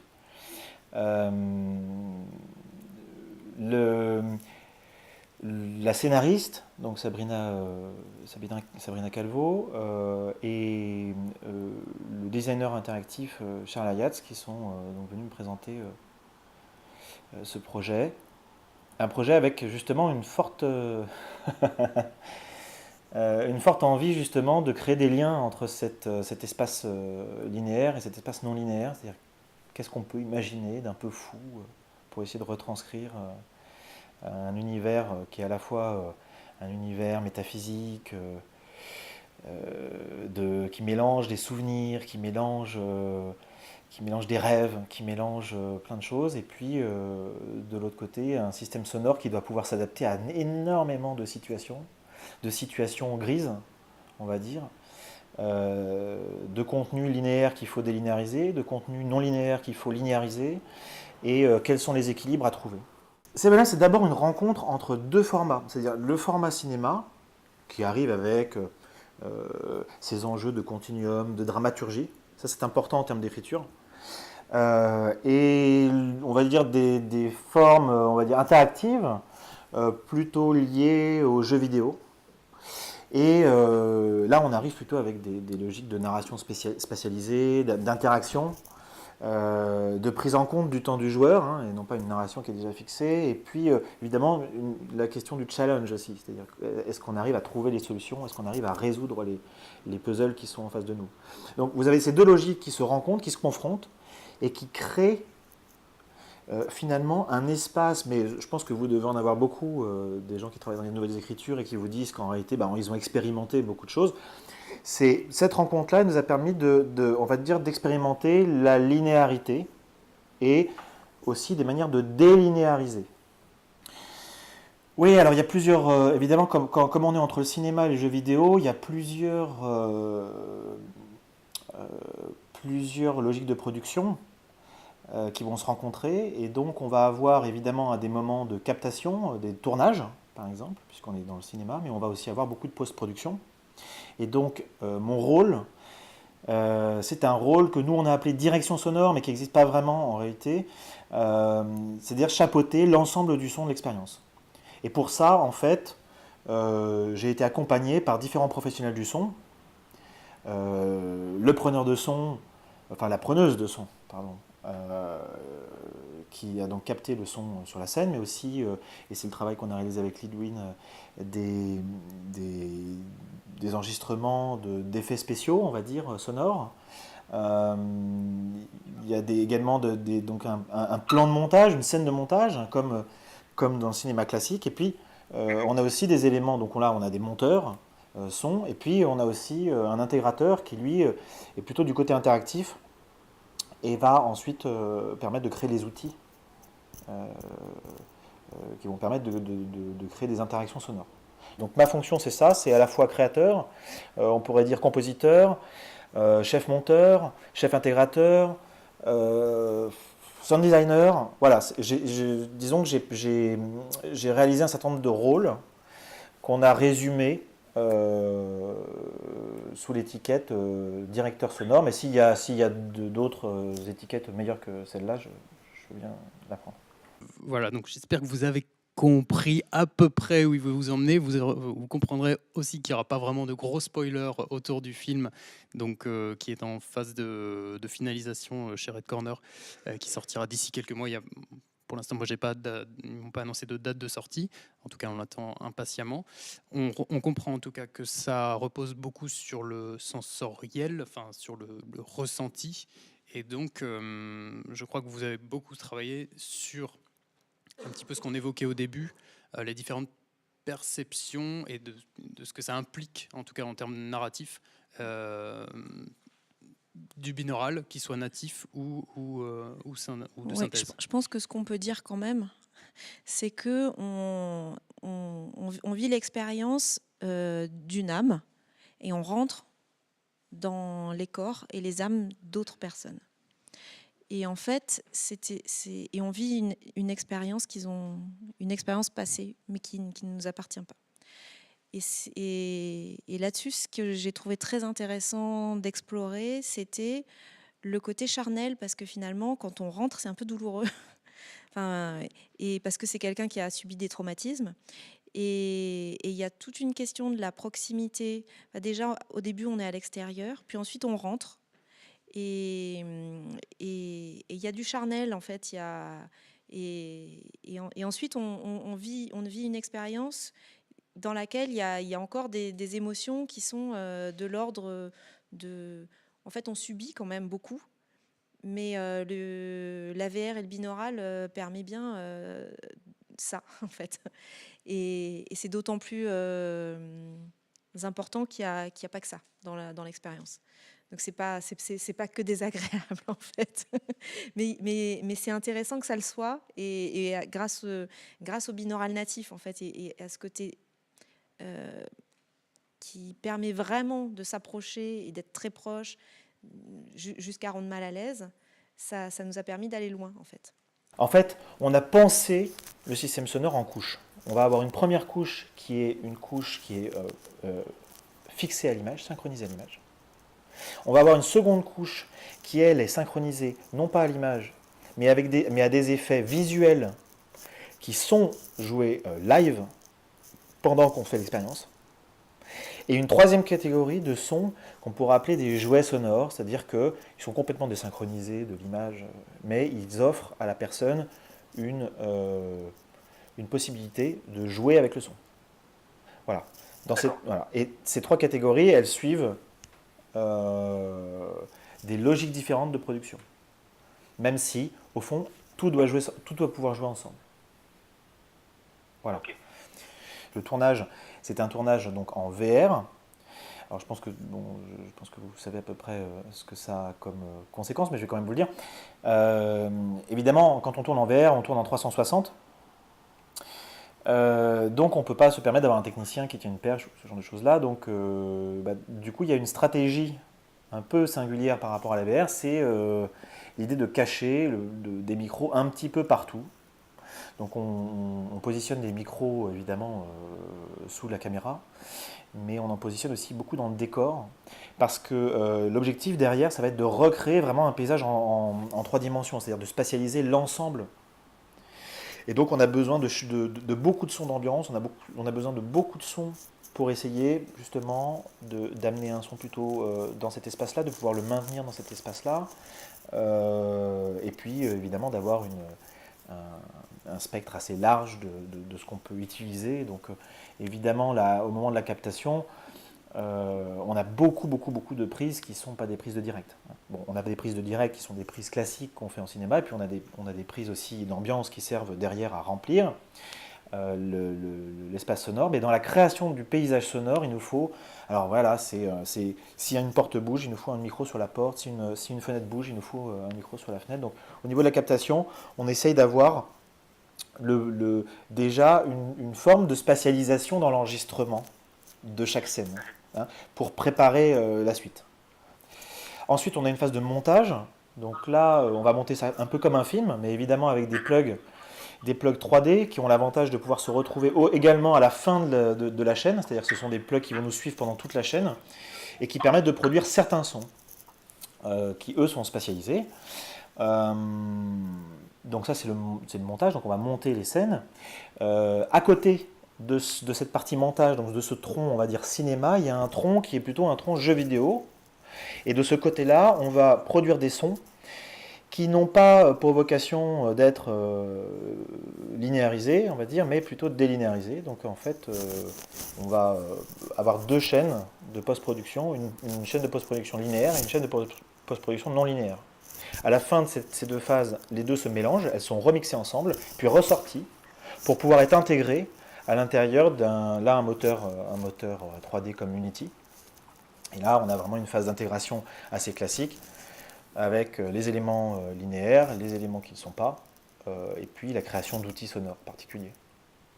La position de la tête, c'est finalement le seul contrôleur qu'on a, mais il permet de retirer un certain nombre d'informations, notamment, il est clair que quand on est en face d'un film, on peut tout à fait envoyer des informations sonores à l'endroit où la personne regarde, mais on peut évidemment envoyer des informations sonores à l'endroit où la personne ne regarde pas, ou ne regarde jamais. Et on commence à avoir une altérité qui intervient sur la manière dont on va perdre les gens, finalement, dans l'expérience, avec le son. Typiquement, je regarde à gauche, j'envoie un son à droite. Je vais donc regarder à droite, mais si je regarde à droite, j'ai un son qui vient de la gauche. Bon, alors on est sur des choses un peu de ce type-là. Typiquement, quand je suis dans un paysage, selon où je regarde, si je regarde le ciel ou mes pieds, je vais avoir un mixage qui va différer, qui va permettre d'ouvrir vers plus de choses, des effets de focus, des effets qui permettent de faire apparaître des éléments comme le vent ou comme des éléments cachés. Donc voilà ce type d'outil-là. Cette question de la liberté dans l'interaction, elle est centrale même dans le récit. Vous avez dans l'expérience des moments de liberté et de contrainte. Vous pouvez plus ou moins modifier l'espace sonore dans certaines parties ou dans certaines autres. Quand vous êtes emprisonné dans une pensée, dans un traumatisme par exemple, vous le subissez. Quand vous vous retrouvez dans des espaces de plénitude, vous avez plus de liberté à modifier le paysage sonore. Voilà. Donc donc chaque élément, chaque monde que l'on traverse sont aussi des consciences que l'on traverse, ce sont aussi des personnes que l'on traverse. Et donc l'espace du son rend compte de ces différents mondes, donc de l'altérité qui existe entre ces différents mondes, mais également du passage d'un monde à un autre, et également de la liberté qu'on a à modifier les choses dans tel espace ou dans tel autre. Voilà. Donc, à l'origine, le tournage ne s'est pas enregistré en ambisonique, mais on a créé on a créé de l'ambisonique en studio pour la plupart des ambiances. C'est-à-dire tout ce que vous entendez est spatialisé. Hein, vous avez des éléments derrière, devant, voilà. Donc on a au-dessus, en dessous, on a donc tout est produit comme ça. Mais vous avez également de la spatialisation qui se passe directement dans le moteur 3D. Donc là, on n'est pas en ambisonique. Elle est juste spatialisée en 3D dans le moteur 3D, donc là, en l'occurrence Unity. Et vous avez également des sons de type binaural natif qui sont enregistrés en natif, donc avec lesquels on ne peut pas vraiment s'amuser pour tourner la tête. C'est un format qui est un peu particulier, bon, mais qui a l'avantage, un très gros avantage, d'être très fidèle à l'espace sonore qui est capté sur, on va dire, entre 0 et 1,50 m de distance. C'est-à-dire toute cette zone-là, en binaural de synthèse, on a beaucoup de mal à la rendre crédible, mais avec le binaural natif, on y arrive plutôt bien. Et donc le binaural natif, là, pour le coup, il a servi évidemment pour tout ce qui était de l'ordre de la proximité, en continuité avec le son. Tout se fait en continuité, hein. Il y a des effets de continuum en permanence entre toutes les choses. Et que là, on va ne déclencher qu'à certains moments, parce que, évidemment, comme c'est une source stéréo, le binaural natif, on ne va pas pouvoir tourner. On va donc sélectionner plutôt des bouts assez courts, et on va les déclencher selon la position de la tête. En réalisant ça, on va pouvoir créer une proximité, c'est-à-dire typiquement quelqu'un va vous lancer quelque chose. Au moment où elle arrive à 1,50 m, on va utiliser le son binaural natif dans la continuité de ce premier son. Et on va ensuite amener donc du code et des comportements interactifs pour que ce son n'intervienne qu'à certains moments quand on regarde typiquement la cible, quand on ne la regarde pas, ou d'autres comportements de tête un peu plus violents quand on s'écarte d'une source. Voilà. Déjà, quand on fait de la VR, même si finalement il n'y a pas vraiment d'interaction, là il y en a, mais même quand il n'y a pas d'interaction, on ne sait pas dans quelle direction la personne va regarder, et donc le mixage, il est fait en temps réel à partir d'éléments donnés par le mixeur et d'une scène qui a été créée, mais en fonction de là où l'utilisateur va se tourner, il n'aura pas le même rendu. Et donc ça, c'est une chose à laquelle il faut qu'on s'habitue quand on fait ça. C'est-à-dire qu'on ne sait jamais s'il va entendre devant, derrière, ou voilà. S'il choisit de ne pas regarder au bon endroit, il n'entendra pas les choses devant, il les entendra derrière. Il y a un côté complètement imprédictible de ce qui va se passer. Alors on peut le borner, bien évidemment. Finalement, l'interaction, elle est décidée par le créateur aussi. On choisit, si on veut lui envoyer que du son mono, on peut. Hein. Mais à partir du moment où on veut lui donner une certaine liberté, ben on ne sait pas comment elle va être gérée. Voilà. Et ça peut jouer sur beaucoup de choses. Donc il n'y a plus rien qui est off de base ou qui est in. Voilà, tout peut être off ou in, passer de off à in. Et à partir du moment où on rajoute aussi de l'interaction, là ça devient encore plus important. C'est-à-dire qu'on peut ne pas savoir combien de temps va durer la scène.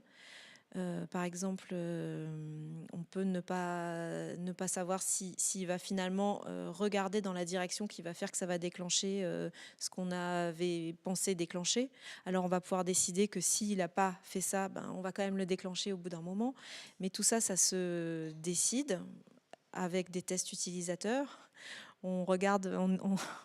On demande à plein de gens d'essayer et on regarde ce qu'ils font et on se dit bon bah il est paumé, il faut lui dire. Alors est-ce que c'est un comédien qui le dit, est-ce que c'est la voix off, est-ce qu'on met une flèche, est-ce que il y a tout ça qui se joue parce que soit l'utilisateur a une vue partielle de l'histoire et on se dit bah c'est comme ça, soit on a choisi que de toute façon chacun avait une histoire différente et que c'était ça qui était l'intérêt de la production de cette œuvre.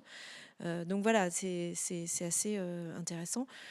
Après, pour ce qui est au niveau audio, toutes les clés d'interaction audio, c'est des sons qui vont être joués par le moteur de rendu, indépendamment de la scène ambisonique, parce qu'ils vont se déclencher qu'à partir d'une condition. Et là, on rentre dans l'univers du jeu vidéo.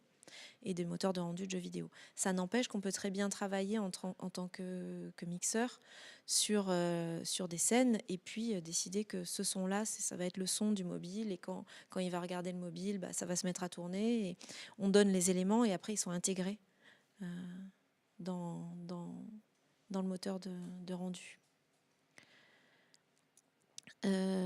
Voilà ce que ce qui est intéressant, j'ai pensé à ça dans ce que disait Franck, c'est aussi finalement qui on est quand on regarde un film en réalité virtuelle.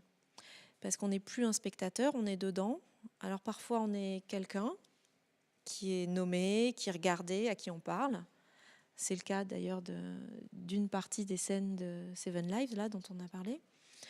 Parfois, on est au milieu, mais personne ne nous voit et personne ne nous parle. Donc, on ne sait pas si on est caché. Parfois, on est là, on nous parle, mais personne ne nous entend quand on répond. Donc, on se demande si on n'est pas un fantôme ou si on n'est pas mort. Enfin, c'est assez étrange, en fait. Et cette question de qui on est très, très intéressante, en fait, dans la narration en réalité virtuelle. Parce qu'on est obligé d'être quelqu'un. Enfin, il faut trouver qui on est, quand même. Est-ce qu'on nous voit ou pas? Parce que ça, c'est une question... Parce que même si on sait que tout est virtuel, ça fait un peu bizarre, parfois. Et puis, voilà, donc ça, c'est quelque chose qui change beaucoup de choses dans la narration et dans l'implication. Et en fait, on se rend compte quand on fait des expériences en réalité virtuelle, même très très basiques. Nous, on en a fait une à France Télévisions qu'on a montré pendant les Journées du patrimoine. On a uniquement mis les gens sur le plateau du 20h à la place de Anne-Sophie Lapix.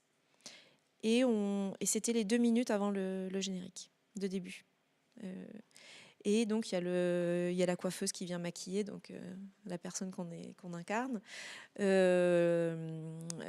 vient mettre une oreillette dans l'oreille, donc bien sûr, du coup, on entend la régie, on entend les ordres. On a le caméraman qui s'installe, la caméra qui commence à tourner, les essais de duplex en N-1. Enfin, voilà. On est vraiment sur le plateau les 2 minutes avant.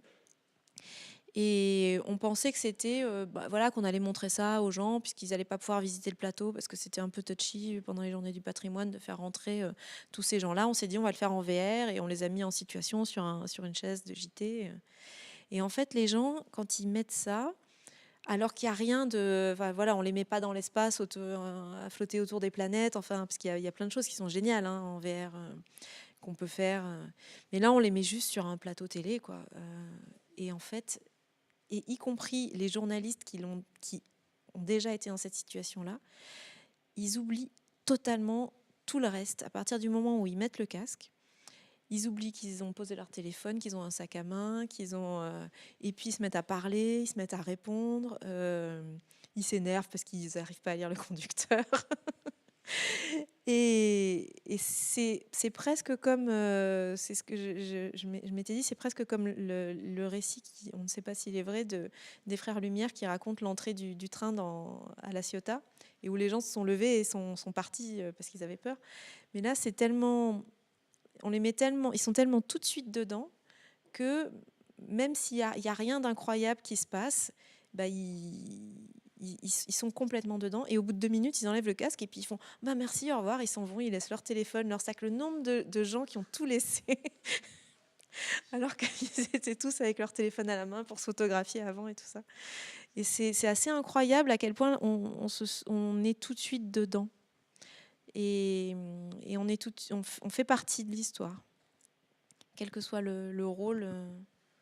Voilà, ça j'ai trouvé que c'était intéressant comme nouveau paradigme, en fait.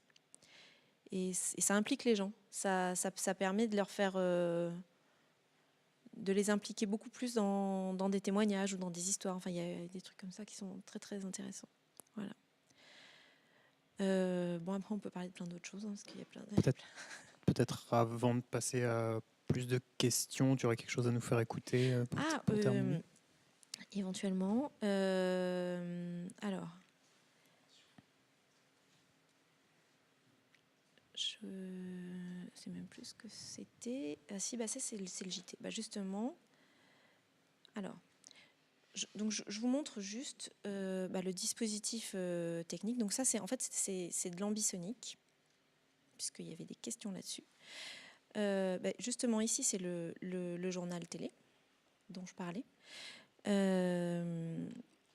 Là, il va sortir qu'en 9 pistes. Et grâce à cette tête-là, je vais vous changer l'axe d'écoute. C'est juste c'est juste. C'est très compliqué à faire. Hein.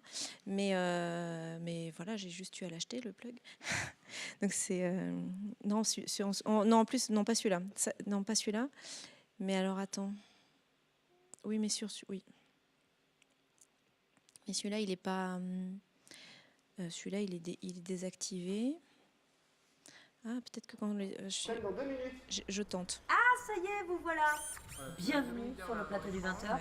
Vous avez vu comme c'est grand? Bon, je crois que c'est vous qui ce soir... Donc ça marche, sauf que comme vous n'avez pas l'image, vous vous rendez pas... Enfin, vous voyez qu'on a quand même une rotation. Donc là, on se sert du formalisme ambisonique. Ce qui est sur cette piste-là, c'est... Je voulais zoomer, mais... Ah oui, c'est ici que je zoome. Et c'est ici que je monte. Voilà. Donc ici, j'ai plusieurs pistes et j'ai un rendu binaural qui est fait en direct. Donc là, je peux tourner, je tourne la tête et je change d'axe d'écoute. Donc là, j'ai un ambisonique d'ordre 3, donc j'ai 9 canaux. Ici, j'en ai plus de 9.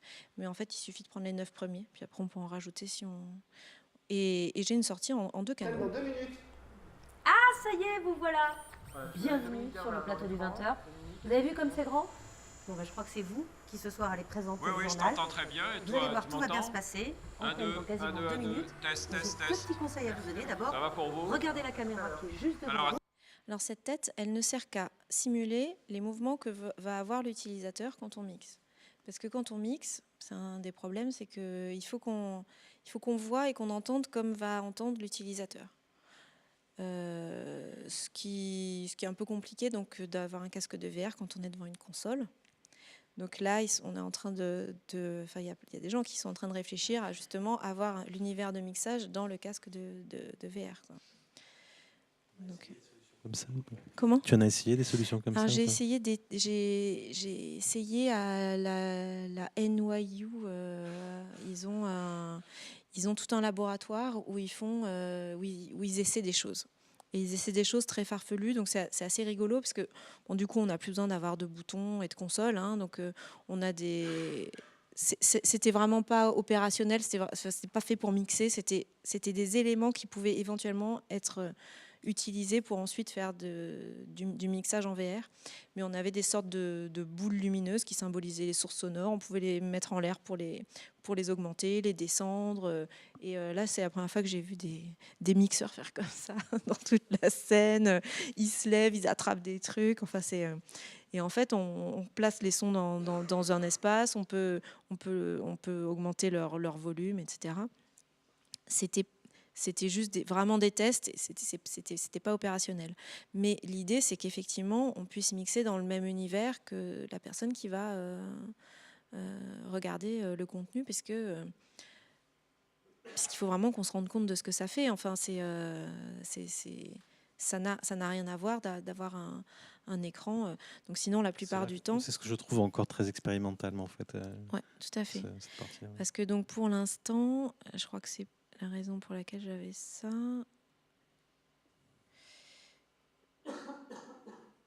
Je sais pas si c'est la bonne image que j'ai là. Je peux faire close, mais je peux pas faire open. Ah si. Donc, là, l'image est de très très mauvaise qualité parce que sinon mon ordinateur il suit pas. Donc c'est ça aussi le problème, il faut avoir des ordinateurs très très puissants pour... Voilà, et donc là j'ai mon image comme ça, mais celle-là donc du coup elle est pas linkée au même plug, donc ça va pas marcher quand je vais tourner l'image. D'abord, ça va pour vous? regardez la caméra qui est juste devant alors, vous. à tout à l'heure. C'est votre gros plan. Et juste en dessous, il y a le compteur. Vous allez voir défiler votre texte et l'opératrice va s'adapter à votre rythme. Moi je vais aller en régie, mais on reste en contact grâce à l'oreillette. Donc là on n'a pas de rotation du son, à tout de suite.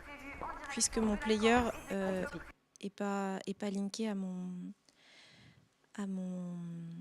à mon Mais ambisonique. avec les plugins Facebook. Avec les plugins Facebook, on peut, mais là, du coup, vraiment, j'avais qu'un ordre. vous avez un aplat 2D ouais. et puis en fait, vous pouvez déplacer les sources. Je vous les montre. Je vous les montre. Voilà. Là, j'ai mon B format et là, effectivement, je peux. Et donc, si je rajoute une source mono, je peux pas agrandir ma fenêtre, si je peux faire comme ça. Si je rajoute une piste, une piste mono, je peux aller la spatialiser en la mettant sur cette grille-là, et donc aller suivre mes personnages. Donc là, je vois un écus rectangulaire de mon image. Et tu peux la faire bouger pour tester en fait. Tout à fait. Tu peux la faire bouger pour tester. Qu'est-ce que je voulais dire? Et ça, c'est des plugs qui sont gratuits. Voilà.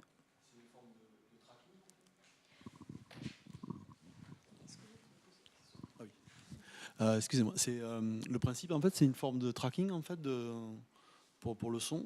Ah oui, ici, si. En fait, là, on va poser son objet sonore. Je vais, je sais pas si on a le temps. Je vais aller mettre un objet sonore. Je sais pas, n'importe quoi. Je mets l'ambiance du village là. Bon, c'est du binaural, c'est pas très. Là, j'ai mon plug. Je choisis son format. Donc là, je dis que je veux prendre la left. Et ensuite, là, si je veux que les oiseaux y suivent Anne-Sophie Lapix, ce qui n'a aucun sens, mais... Et là, je sais pas si j'ai mis ma piste d'automation, mais en gros, je vais suivre. Et je vais... spatialiser. Il y avait une autre question là-bas. J'ai répondu à votre question. Voilà.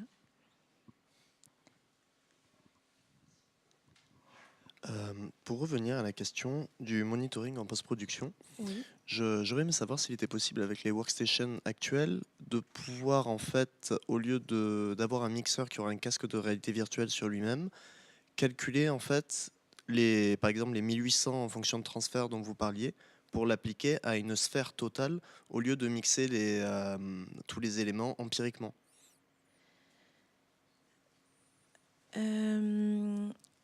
En fait, ce qu'on fait, c'est qu'on mixe une sphère.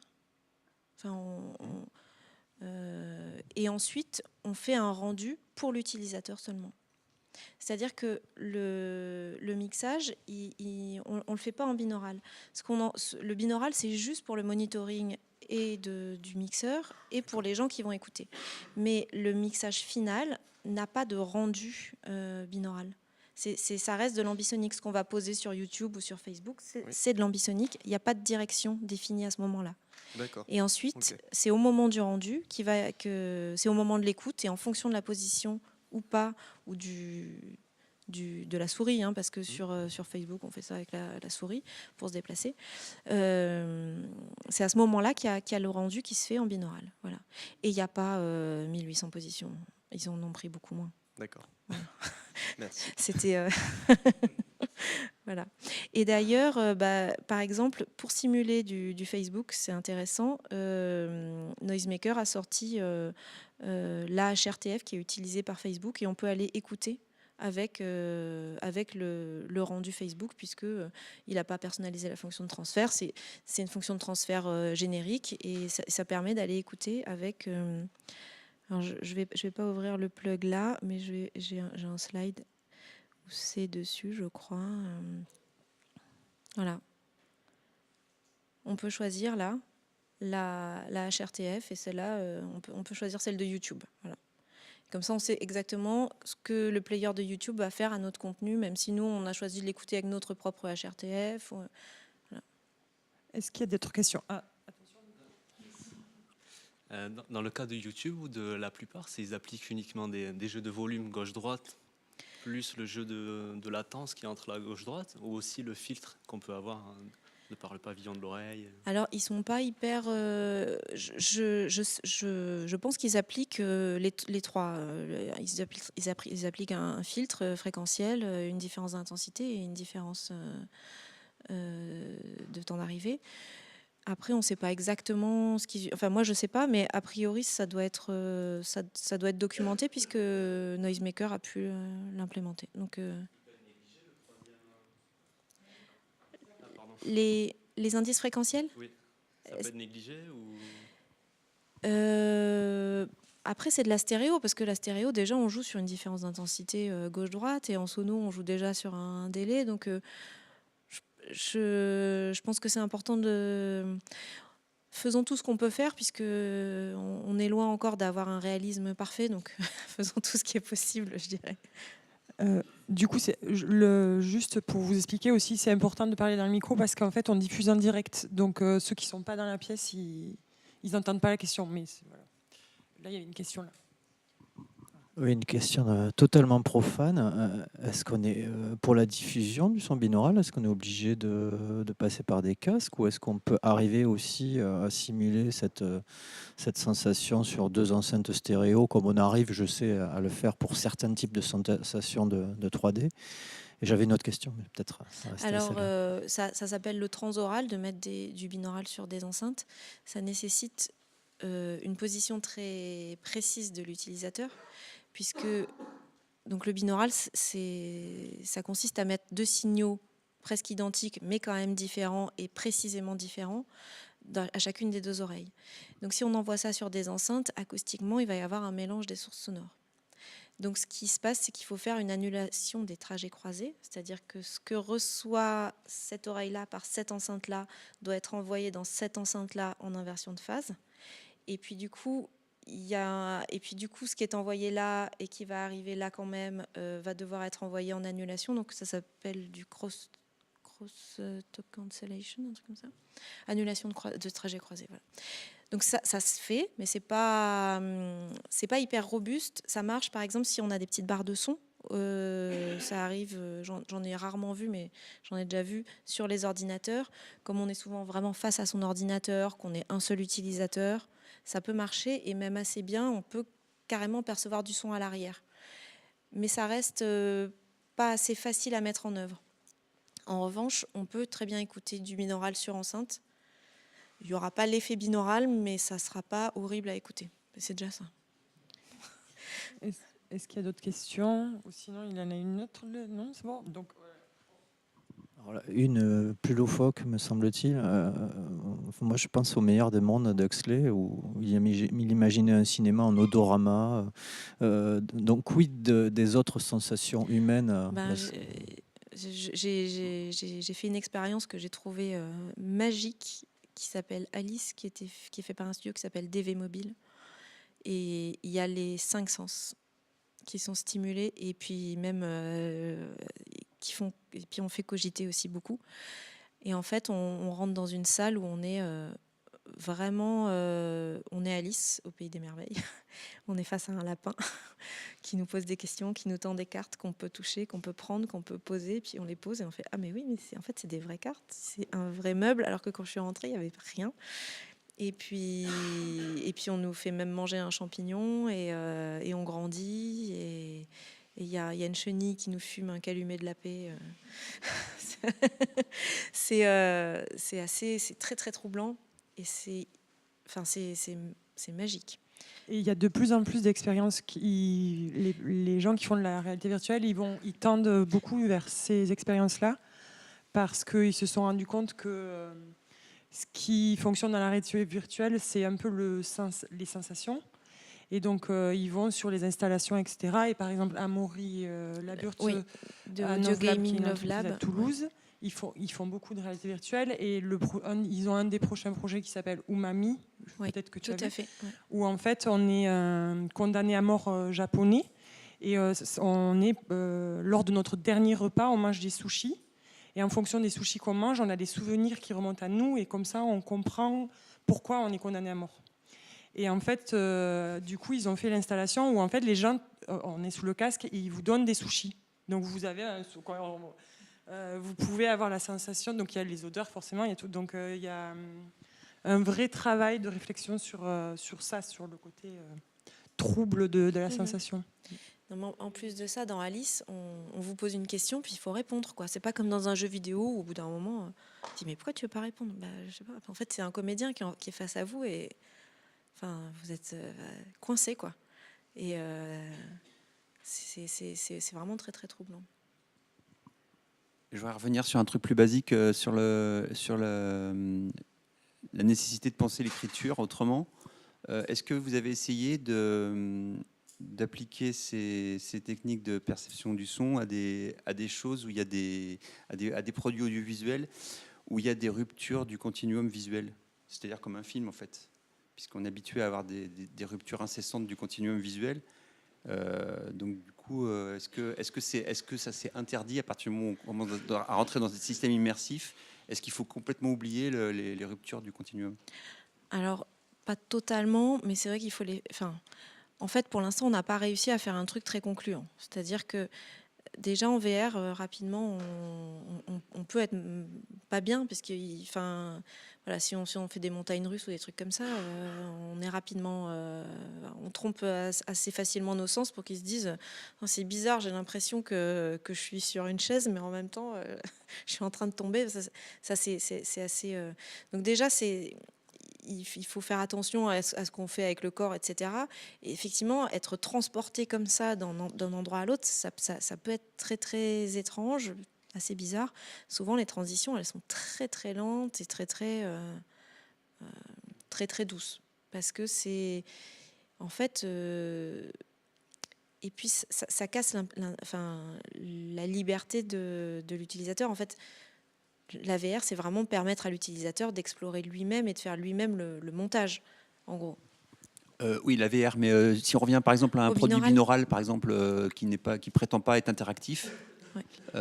Est-ce que vous avez constaté qu'il fallait vraiment oublier les changements d'axe, ou est-ce que finalement ça marche quand même? En fait, on a essayé de faire du binaural sur, par exemple, Roland-Garros. C'est un bon exemple, ça. Un changement d'axe... On l'a fait d'ailleurs, ça a été transmis sur très peu de canaux. C'était une expérimentation 4K. J'avais mis une tête sur chacune des caméras 4K. Donc il n'y en avait que 4. Et c'était le quart de Toulouse qui a fait ça d'ailleurs. On avait mis une logique qui, dès qu'il y avait le rouge caméra qui s'allumait, le fader opérait un petit fade pour passer d'une caméra à l'autre. Et on s'est bien amusé là-dessus. En revanche, en termes perceptifs, ça marchait pas. Parce que, en fait, on était en plein milieu, parce que les caméras sont quand même... bon, elles zooment, et nous, on pouvait pas zoomer avec la tête, déjà. Il y en a certaines qui sont vraiment dans le public, mais on le voit jamais. Donc, on avait des gens qui mangeaient des bonbons, qui parlaient de leur chapeau, qui... En fait, il y avait plein de choses qui marchaient pas pour ça. Et après, c'est vrai que le changement d'axe, il n'était pas compris, en fait.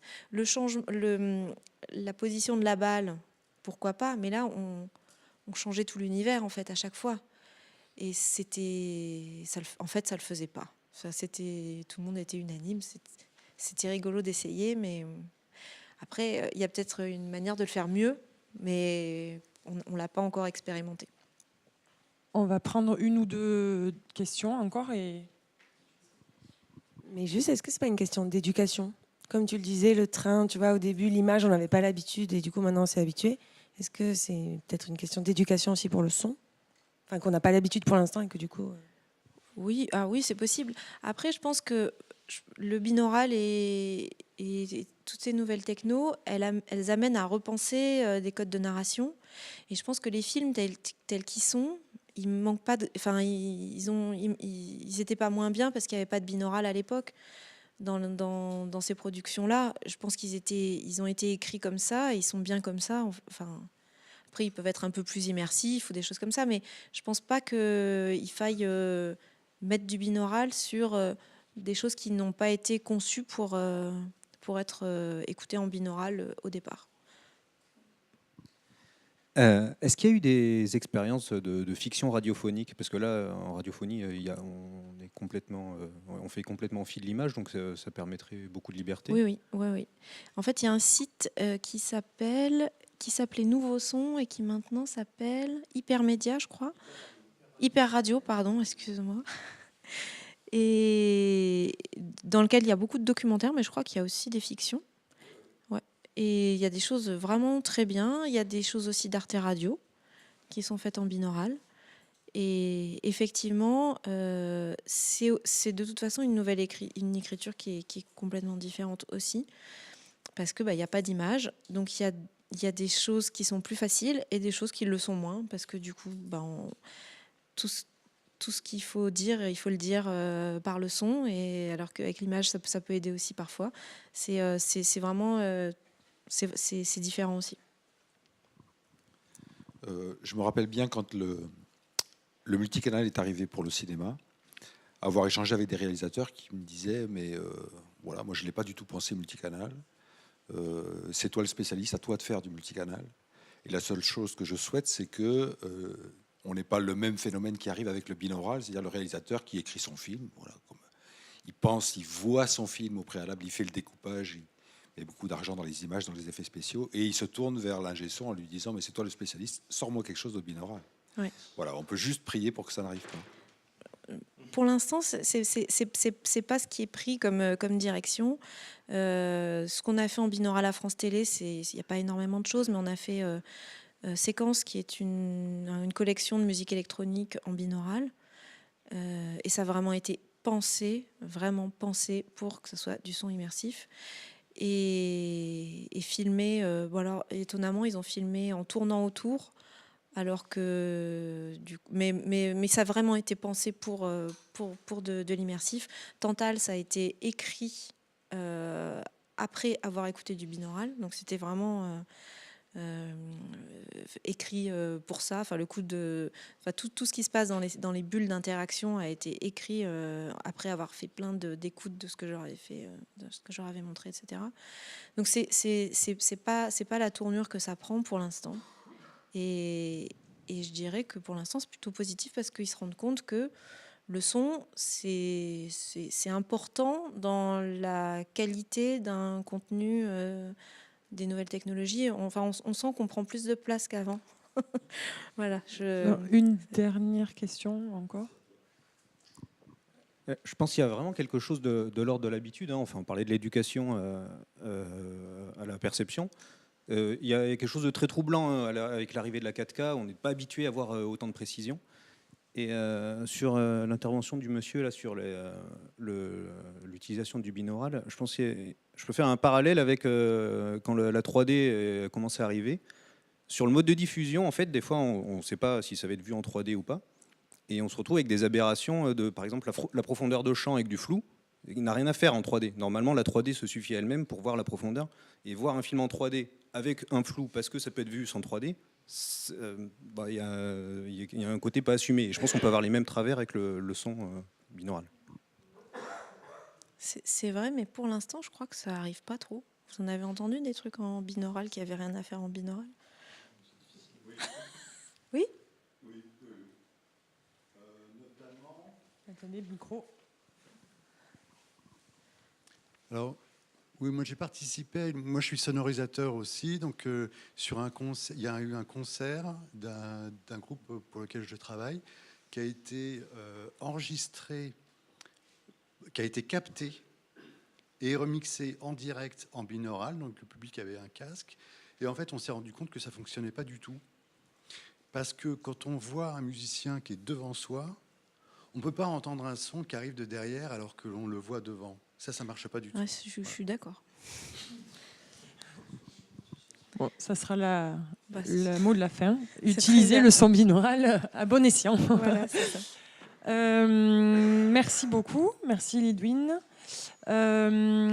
Juste donc, avant de sortir, on vous annonce la prochaine conférence StoryCode qui aura lieu au Quai des Savoirs le 12 juin prochain. Ce sera sur les escape games et la médiation patrimoniale. Aussi, pour vous dire qu'on travaille aussi avec le Centre culturel Bellegarde donc il y a un appel à projet qui est en cours, auquel vous pouvez répondre jusqu'à je ne sais plus quelle date, fin février, pour une aide à l'écriture de séries web, où en gros les personnes sélectionnées pour leur projet pourront venir passer 2 jours au Centre culturel Bellegarde en mai, et ils seront accompagnés par 2 auteurs notamment, je ne sais plus le nom de la personne qui a travaillé sur Borgia, excusez-moi, c'est pas moi qui m'occupe de ça. Audrey Fouché. Et il y aura aussi une séance de binge-watching avec un auteur canadien qui a fait une web-série un peu à la Black Mirror, mais sur le web, et qui vient exprès pour montrer sa série et qui aidera aussi les auteurs. Et donc, les storygraphes participent à cet hackathon résidence d'écriture. Voilà. Donc, vous êtes les bienvenus aussi à Bellegarde en mai.